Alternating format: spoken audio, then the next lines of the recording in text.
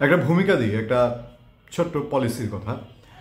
আমাকে যদি ব্যক্তিগত, একেবারে ব্যক্তিগত মতামত, যদি বলেন যে আওয়ামী লীগের দিকে আপনার সিম্পেথি আছে কিনা বা সিম্পেথি গ্রো করেছে কিনা গত 4 মাসে আওয়ামী লীগের উপরে যে অত্যাচার, নির্যাতন, জুলুম, আওয়ামী লীগকে একেবারে বুলডোজার দিয়ে পিষে ফেলা, নিশ্চিহ্ন করা, আওয়ামী লীগের লোকজনকে কুপিয়ে মারা, এই মামলা এবং সকল হত্যা মামলা, এসব দিয়ে আমাদের মধ্যে কোনো সিম্পেথি তৈরি হয়েছে কিনা? অনেকের মধ্যে তৈরি হয়েছে, পাবলিকের মধ্যে আমরা দেখেছি হাতে ঘাটে সরজমিন গিয়ে, কিন্তু আমাদের মধ্যে আসলে আওয়ামী লীগ নিয়ে কোনো সিম্পেথি তৈরি হয়নি। যদি বলেন কেন, বলবো যে অল্প কয়েকদিনে 4 মাসে ভুলে যাওয়ার কাজ করলে আমরা সাংবাদিকতা করে জীবন পার করতে পারতাম না। আওয়ামী লীগ যা করেছে গত শাসন আমলে, এইটা খুব সহজে আমরা ভুলে যেতে পারি না। আমি বলবো আওয়ামী লীগ উন্নয়ন করেছে, কিন্তু উন্নয়নের আড়ালে ওই যে কূপের নিচে অন্ধকারটা একটু বেশি ছিল কিনা। আবার আওয়ামী লীগের নেতারা এবং এরপর গজিয়ে ওঠা আওয়ামী লীগ, এরা যা করেছে এইটা কোনো কিছুর সঙ্গে কোনো তুলনা হয় না। আওয়ামী লীগ পুলিশ অফিসারদেরকে যেভাবে আওয়ামী লীগ বানিয়েছে, এবং সেই আওয়ামী লীগেররা মানে পুলিশ অফিসার কাম আওয়ামী লীগ, তারা যা করেছে এটা মানে থানায় থানায়, জেলায় জেলায়, উপজেলা, গ্রামে, এটা কখনোই কোনো দিনেই ভুলে যাওয়ার না, কাম্য না। আপনার আওয়ামী লীগের একেবারে যদি আমি টপের দিকে বলি, জনাব ওবায়দুল কাদের, জনাব দীপুমণি, এরা জনাবা দীপুমণি, তো এই মানুষগুলো আমরা তো 1/11-এর সময় দেখেছি। ধরেন সাংবাদিক দেখলে এসে ঝাঁপিয়ে পড়তো, অন্তরে যে এত বিষ জানতাম না, বুকে জড়ানো ছাড়া কথা বলতো না। দীপুমণি বসে থাকতো ওই যে সাব জেলের সামনে, সংসদ ভবনের এখানে, শেখ হাসিনা, খালেদা জিয়াকে পাশাপাশি যখন বন্দি রাখা হলো, তো সাংবাদিক লেগে ছুটে আসতো, আমাকে একটু দেখায়েন, একটু ভাই একটু ছবি দেখায়েন। সেই দীপুমণি পরে আর ফোন ধরতো না। তার শাসনামলে সে যতবার মন্ত্রী হয়েছে, হাতে গোনা কয়েকজন যারা তারা একেবারে ভেতরের গোমর জানে এবং কিছু ভাগ বাটোয়ার ব্যাপার থাকে, তারা ছাড়া কারো ফোন সে ধরতো না। আসেন ওবায়দুল কাদেরের কথাই। ওবায়দুল কাদেরের 1/11 পর্যন্ত, ইভেন সাধারণ দলের সাধারণ সম্পাদক হওয়া পর্যন্ত তার একটা ফ্রি অ্যাক্সেস ছিল, তার জবাবদিহিতার জায়গাটা, তার সঙ্গে কথা বলা যেত। সেই ওবায়দুল কাদের তার যা প্রয়োজন, সাংবাদিকদের রেগুলার সচিবালয়ে ডেকে, বকবক মন্ত্রণালয়ের দায়িত্বে ছিলেন, বকবক মন্ত্রণালয়ের সবচেয়ে টপ মন্ত্রী ছিলেন, বকবক করে শেষে বিএনপির 2টা গালি দিয়ে ঘুমাইতে যেতেন। তাকে প্রশ্ন করাটাও কঠিন ছিল, এবং এত রকচটা ছিলেন দলীয় কর্মীরাও তার কাছে গিয়ে কোনো কিছু উত্তর যে চাবে, উত্তর চেলেই চটে যেতেন। ওই যে তার গাছ ঠিক রেখেছে, বলতো আমাদের এক এমপি আছে, বলতো যে দূর রাখ তোর আওয়ামী লীগ আর জয় বাংলা, নেত্রী ঠিক থাকলে সব ঠিক আছে। ওবায়দুল কাদের ওই নেত্রী ঠিক রেখেছিলেন। ঠিক রেখে আপনার তিনি ধরাছোঁয়ার বাইরে থাকতেন। তার যে কর্মকাণ্ড, তাকে গিয়ে সাংবাদিকরা একটা অ্যাপয়েন্টমেন্ট নেবে, একটা স্পেশাল রিপোর্টের জন্য তার কমেন্ট নেবে, সে ওবায়দুল কাদের ছিলেন না। ইভেন ধরেন সৈয়দ আশরাফুল ইসলামের মতো নেতা, জিল্লুর রহমানের মতো নেতা, even advocate Abdul Hamid, president ছিলেন 2বার, তাদের কাছেও ইন্ডিভিজুয়ালি আপনি যদি ইন্টারভিউ চাইতেন বা তাদের কাছে কোনো একটা কিছু উত্তর চাইতেন, তাদের কাছে পাইতেন, তারা দিত। তার প্রচণ্ড ব্যস্ত ছিল, লাইফস্টাইল যত ইয়ে ছিল, তারা সাংবাদিকদের অ্যাক্সেসটা দিত। সাংবাদিকদের দিত কেন বারবার বলছি জানেন? মানে সাংবাদিকরা কিছু পেয়ে যদি একটা উত্তর ইনভেস্টিগেশনে যায়, সেটা একটা স্পেসিফিক কিছু নিয়ে, যেটা জাতির আরও লক্ষ মানুষ জানবে। সাংবাদিকদেরই দিতেন না, দলীয় নেতা কর্মীদেরকে অ্যাপয়েন্টমেন্ট দিতেন না। তারা কেউ গিয়ে নিজের সমস্যা নিয়ে সমাধান করতে পারতো না, সমস্যার সমাধান পেত না। ওবায়দুল কাদের যা বুঝতেন তাই হতো। সেই লোকগুলাকে আপনি সহজে ভুলে যাবার না। কিন্তু আপনি যদি প্রশ্ন করেন যে আওয়ামী লীগের বাংলাদেশের রাজনীতি করার অধিকার আছে কিনা, আপনি কি চান কিনা আওয়ামী লীগ আগামীতে নির্বাচনে অংশগ্রহণ করুক, আমি এক বাক্যে বলবো, হোয়াই নট।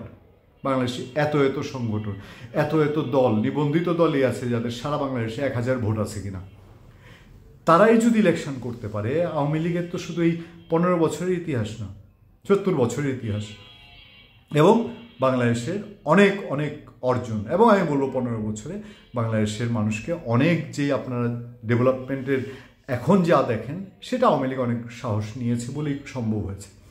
তো সেই দলটি নির্বাচনে অংশ নিবে কিনা, বা সেই দলকে নির্বাচনে অংশ নিতে দেওয়া হবে কিনা, আপনি একটু কল্পনা করেন তো। আগামী নির্বাচন আজ অনুষ্ঠান হচ্ছে, ফিল্ডে আওয়ামী লীগের প্রার্থী আছে, এবং সেই প্রার্থী তার মতো করে জনসংযোগ, মিছিল, মিটিং করতে পেরে তারা ভোটে গেছে। নির্বাচনটা কি আওয়ামী লীগ বিএনপি প্রতিদ্বন্দ্বিতা হবে, নাকি নির্বাচনটা বিএনপি জামাত প্রতিদ্বন্দ্বিতা হবে? চোখ বন্ধ করে আপনি উত্তর দিতে পারেন। বাংলাদেশের বাস্তবতা এখনও তাই। কিন্তু এই যে বৈষম্য বিরোধী ছাত্র আন্দোলন, তারা একটা কজ তুলেছে, তারা বলছে যে শেখ হাসিনার বিচার না হয়ে আওয়ামী লীগকে নির্বাচনে অংশগ্রহণ করতে দেওয়া ঠিক না, এবং তারা এটাও বলেছে আওয়ামী লীগকে নির্বাচন করতে দেওয়া হবে না।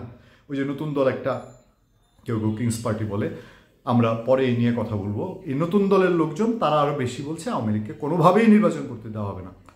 তাহলে আওয়ামী লীগ যদি নিষিদ্ধ না হয়, তাহলে আওয়ামী লীগকে নির্বাচন করতে না দেওয়ার পথ কোনটা? আওয়ামী লীগকে নির্বাচন করতে না দেওয়ার পথ হচ্ছে আওয়ামী লীগ যেটা বিএনপি জামাতের ক্ষেত্রে করেছিল, যে ইলেকশনে দাঁড়াবে ঠিক, কিন্তু ঘর হতে বেরোতে দিবে না, ড্রয়িং রুম বেডরুম থেকে বেরোতে দিবে না, জনসংযোগ মিছিল মিটিং তো পরে, যদি করতে যায় পোস্টার লাগায়, পোস্টার ছিঁড়ে ফেলবে, মিছিল মিটিং করতে গেলে আক্রমণ করবে। এটা করেই তো আওয়ামী লীগকে নির্বাচন থেকে দূরে রাখতে হবে।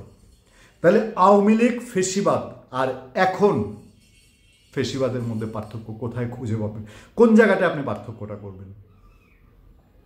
আওয়ামী লীগ বিহীন কি আসলে বাংলাদেশে নির্বাচন হবে কিনা? আওয়ামী লীগ নিজে যদি নির্বাচন না করে তাহলে ফল কি হবে?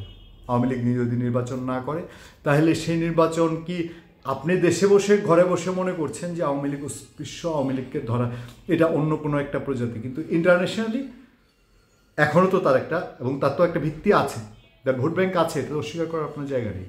বিবিসি একটা রিপোর্ট করেছে, সেখানে আওয়ামী লীগ নেতাদের বাহাউদ্দিন নাসিমের ইন্টারভিউ করেছে, আওয়ামী লীগের প্রেসিডিয়াম সদস্য আব্দুর রহমানের ইন্টারভিউ করেছে। বাহাউদ্দিন নাসিম বলেছেন যে এখন যে পরিস্থিতি, এই পরিস্থিতিতে আওয়ামী লীগ নির্বাচন করতে চায়, এবং যদি আওয়ামী লীগের প্লেইং ফিল্ড থাকে এবং আওয়ামী লীগ সভানেত্রী শেখ হাসিনা তিনি যদি সিদ্ধান্ত নেন, তিনি যাদের যাদের সঙ্গে কথা বলে সিদ্ধান্ত নেবেন, তাহলে আওয়ামী লীগ ইলেকশন করবে। তো আব্দুর রহমান বলছেন যে এই গভর্নমেন্টের কোনো বৈধতা আওয়ামী লীগ দেয় না, এবং এই গভর্নমেন্টের কোনো স্টেপের বৈধতা দেয় না। নির্বাচন কমিশন সহ সব কিছু পুনর্গঠনের মধ্যে দিয়ে একটা লেভেল প্লেইং ফিল্ডের মাধ্যমে তারা নির্বাচনে যাবে, এবং তারা কোনোভাবেই এই এখন যে আওয়ামী লীগকে নির্বাচন করতে দেওয়া হবে না এই জিনিসটা তারা মনেই করে না যেটা ঠিক। তারা মনে করে যে বিদেশে এই ইলেকশন বা আওয়ামী লীগ ছাড়া হলে সেটা গ্রহণযোগ্য হবে না। আদতে বাস্তব নিরিখে যদি দেখেন, বাস্তব চোখে দেখেন, আমি তো অনেক কন্টেন্টে বলি, আপনি পাতালপুরিতে গেলেও আওয়ামী লীগ বিএনপি জামাত তিনটা পাবেন, এদেরকে শেষ করা সম্ভব না। আপনি একটা ইলেকশন যদি পারই করে ফেলেন, বিএনপি কি স্বস্তিতে এই দায়িত্ব নিবে যে আওয়ামী লীগ বিহীন নির্বাচনে বিএনপি একটা সিঁড়ি দিয়ে তারা উঠে গেল? বিএনপি কি স্বস্তিতে নিবে এটা? আর বিএনপি তো অলরেডি বলেই দিয়েছে যে আওয়ামী লীগ ছাড়া তারা নির্বাচন চায় না, বিএনপি প্রতিদ্বন্দ্বিতা চায়, এবং বিএনপি আগামী নির্বাচন এখন হলেও যতই বিএনপির উপরে কিছু অভিযোগের মধ্যে এসছে, অনেক কিছুই খারাপ হয়েছে, কিন্তু ইলেকশন হলে বিএনপি ক্ষমতায় আসছে, এখনকার এটা বাস্তবতা, এটা গলা ছাড়া ভোট ছাড়া বোঝা যায়। সে কারণেই হয়তো বিএনপির পেছনে এখন আঙ্গুল দেওয়া শুরু হয়েছে, কারণ একটা বড় অংশ, বড় শক্তি বিএনপিকে চায় না, এটা নিয়েও সন্দেহ নেই। এবার আওয়ামী লীগকে যদি বিএনপি মনে করে যে আওয়ামী লীগের ইলেকশনে থাকা উচিত, থাকলে পরে যদি আওয়ামী লীগকে দৌড়ের উপরে রাখা হয়, সেই দৌড়ের উপরে রাখার নির্বাচনের দায়িত্ব কি বিএনপি নেবে? আসলেই না। এবং এই জটিলতার পথেই আওয়ামী লীগ জানে। আওয়ামী লীগ অনেক রকম, অনেকটা বলতে পারে না এখন, যে তারা 15 বছরে কামাইতে গেলেও তো কষ্ট করতে হয়, তো ব্যাপক কামাইছে, কষ্ট মষ্ট কইরা বুদ্ধি শুদ্ধি কইরা টাকা পয়সা এদিক সেদিক গেছে, এখন আয়েসে নাকে তেল দিয়ে তারা ঘুমাচ্ছে, মাঝে মধ্যে এদিক সেদিক থেকে একটু ব্যাটিং করে আর কি। এটা বেশি দিন না, আমি কথায় কথায় বলি, বিরোধী দল হিসাবে আওয়ামী লীগের যেই ক্যারিকেচার, আওয়ামী লীগ যে পরিমাণ দুষ্ট, এইটা বাংলাদেশে আর কোনো দল দীর্ঘ সময় সাধনা করে পারবে না। তারা খুব পারে, কারে কোন দিক দিয়ে ফেলে দিয়ে কারে কোন দিক দিয়ে কী লাগায় করতে পারবে, এটা পারে। তো আওয়ামী লীগ এখন একটু বোধহয় হাফ ছেড়ে জাবর কাটছে আর কি, বেশি খাওয়া হয়েছে, খাওয়াটা হজম করার জন্য একটু জাবর কাটছে। তো জাবর কাটা শেষ হলে আওয়ামী লীগ কী করে, বিএনপির সঙ্গে কী ধরনের, গভর্নমেন্টের সঙ্গে ইন্টারন্যাশনালি কী করে, এগুলা ফ্যাক্টর নয় কি বাংলাদেশে? ধন্যবাদ সবাইকে, ভালো থাকবেন, সুস্থ থাকবেন, আবার দেখা হবে, আবার কথা হবে।